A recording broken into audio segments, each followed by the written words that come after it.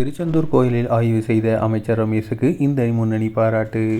இந்து சமய அறநிலைத்துறை அமைச்சர் ரமேஷ் திருச்செந்தூருக்கு சாதாரண முறையில் சென்று கோயிலில் நடக்கும் முறைகேடுகளை வெளிச்சத்திற்கு கொண்டு வந்துள்ளதையும் சம்பந்தப்பட்ட நபர்கள் மீது நடவடிக்கை எடுத்துள்ளதையும் வரவேற்பதாகவும் பாராட்டுவதாகவும் இந்து முன்னணி தெரிவித்துள்ளது.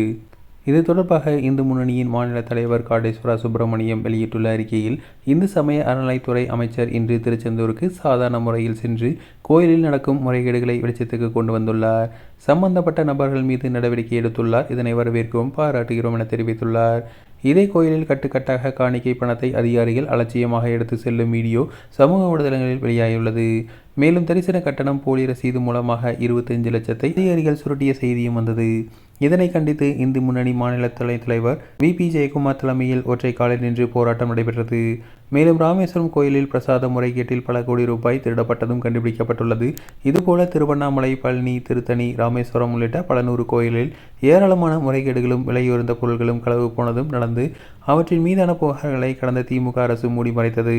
காஞ்சிபுரம் கோயிலில் தங்க கவசத்தில் தங்கம் திருடப்பட்டது. தங்கம் உருக்கி டெபாசிட் செய்தாலும் ஏராளமான முறைகேடுகள் நடந்துள்ளன. எனவே இந்து சமய அறநிலைத்துறை அமைச்சர் கோயில் சம்பந்தப்பட்ட அசையும் மற்றும் அசையா சொத்துக்களை மேலும் இறைவன் திருமேனிகள் கடத்தப்பட்ட வழக்குகள் குறித்து முழுமையாக சட்ட நடவடிக்கையில் எடுத்திட வேண்டும். அது சம்பந்தமான தற்போதைய நிலை குறித்து முழுமையான வெள்ளை அறிக்கையை தமிழக அரசு வெளியிட வேண்டும்.